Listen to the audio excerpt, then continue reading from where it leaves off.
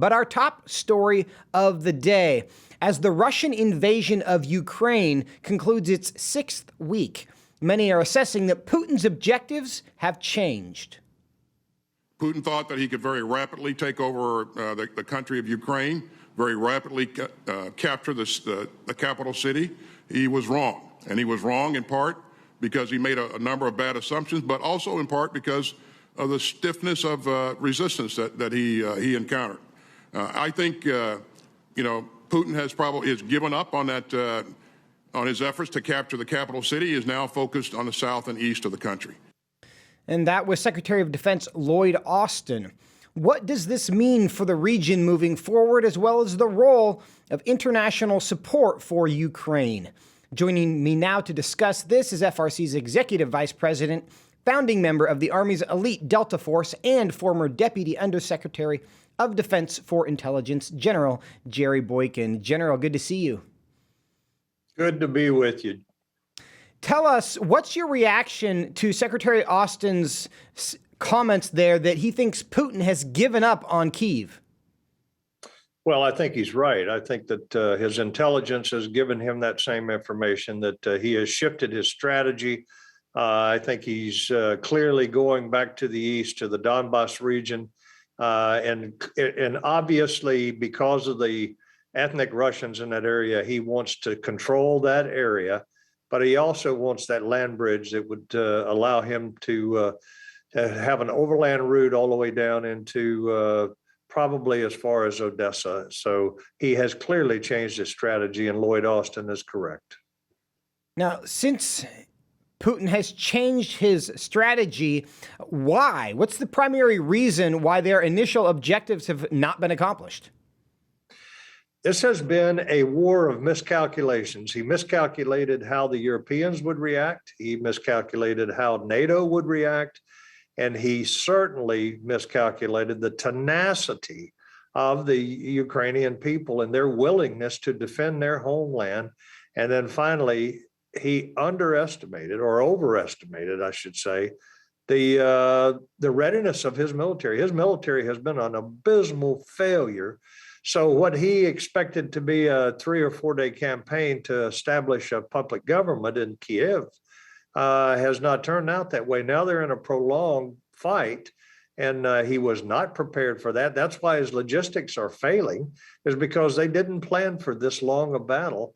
And I think now that he realizes that his military is not doing well. That's why he's trying to bring in conscripts from Chechnya, from parts of Africa, from Syria, and they are, in fact, I think they are part of the problem with these targeting civilians. Now, General, if Putin was not prepared for a very clear goal that he had months to prepare for, if his objectives are now changing, is there any real chance that he's going to be prepared for those? Well, I think what he's doing is simplifying his whole strategy now.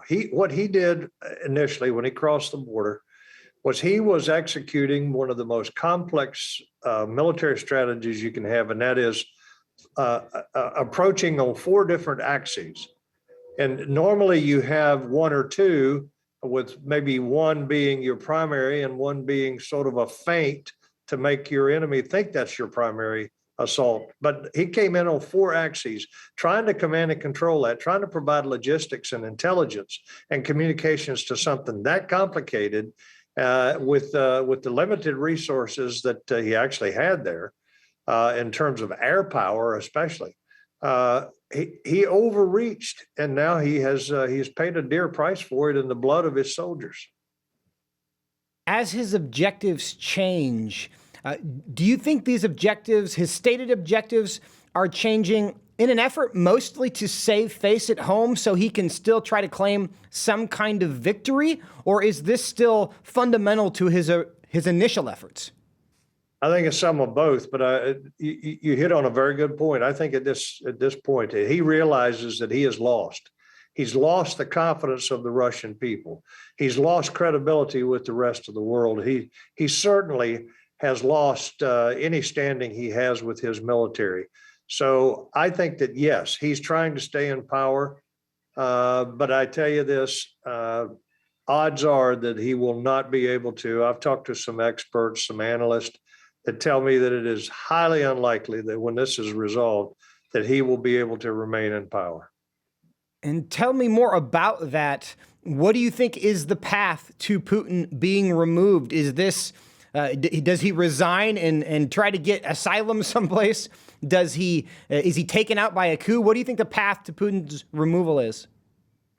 I think there are a couple of paths here. One is that keep in mind he has taken on the oligarchs. He has been critical of the oligarchs. Well, those are very, very wealthy, influential men, and they may take him out. Either force him to resign, or they, worse yet, depending on how you look at it, they may just take him out physically. They may kill him, and that is not inconceivable. But that said, I think the Russian people are going to rise up against him too. I think there's going to be a lot of frustrations among the Russian people. There already are, because of the number of young Russian men that are being sent home in body bags. And now if you look at what they're doing, there are reports that he's starting to cremate their bodies just so they don't have to ship them home in body bags. And I think that's part of trying to conceal the real number of casualties that they have taken. And even Putin has admitted that they have taken heavy casualties. Well, that means obviously they have taken enormous casualties in the tens of thousands at this point, probably. So he is in trouble no matter what happens from this point on. Does Putin's change in strategy give us any sense of when this conflict might be over?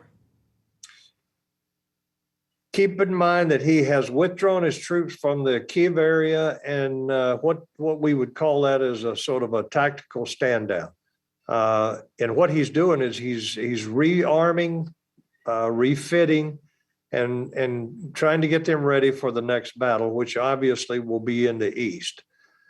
So I don't think that I mean, I hope that the Russians have learned something from this in terms of how the world is looking at them right now with the targeting of civilians. But in terms of their actual tactics, I'm not sure that they've learned much from this. I think that they probably have made a lot of excuses for why they have been such a failure. But I'll tell you, if he uses the same tactics that he has up to this point, the same thing is going to happen when he moves his forces into the east, into the Donbass region there. Now, the world continues to react to this. The United Nations removed Russia from its seat on the Human Rights Council yesterday. What implications, if any, do you think that has on the situation? Well, suspending them from the Human Rights Council, I think, was a big, big thing, because what that is saying is that it's not only the Europeans are united, but the rest of the world is united against them. You know, they were like, 27 countries that voted against it, but then there were over 90 that voted for it. You stop and think about that. When in the United Nations history, when have you ever had that many nations vote unanimously for something that obviously is controversial? So I think that what that shows is that the world is united against Putin right now, and is supporting the Ukrainians. Now, you published a column in Newsweek today saying that Putin should be prosecuted for war crimes. Tell us why you've reached that conclusion and what that would mean to prosecute them. You think about how we're watching this war unfold. We're watching it in real time. We're seeing the bodies of the women and children and the elderly, and we're seeing the mutilations. We're seeing all those things that would fall into the category of war crime, but we're also seeing them targeting things like hospitals and facilities that are not allowed to be targeted in wartime according to international law. And so there's no question that these are war crimes. I actually was involved in chasing war criminals after the Balkans War back in 1997 and 98. I ran a task force out of Sarajevo that went after war criminals, and we saw the same atrocities. We saw a lot of the same stuff that happened during that war, and those people were all investigated and ultimately put on a list to be captured and taken to The Hague for trial 161 people, war criminals, were ultimately captured, taken to The Hague, and prosecuted and punished in one way or another. Well, we certainly pray that will happen in this case, because the world does watch in horror as horrible things are done. But General, I want to change the topic a little bit on you, because Secretary Austin, in addition to talking about Ukraine, he took a question about a study that is apparently looking into non-binary people joining the military. Let's play clip 2. There was a report that said the Department of Defense is studying the issue of allowing gender non-binary people to serve in the military. Is that true? I am supportive of allowing any person that's eligible and can meet the qualifications to serve their country. General, what's your reaction to that? This is the same guy that just earlier, I think it was earlier this week, indignantly responded to a question by a member of Congress about the military being woke and said, no, they're not woke. Well, what else can you say? What else can you say about that? This whole idea of having non-binary people serving in the military means that we're going to have people that are confused about their gender. I mean, really? You stop and think about, how does that contribute to readiness? How does that help make the military more capable of winning the nation's wars? And Joseph, our military has 2 missions. One is to deter war, but the other is to win war. And you show me how this contributes to their ability to do that, and I'll support it. But you can't show me how a decision like this is contributing to the readiness of our military.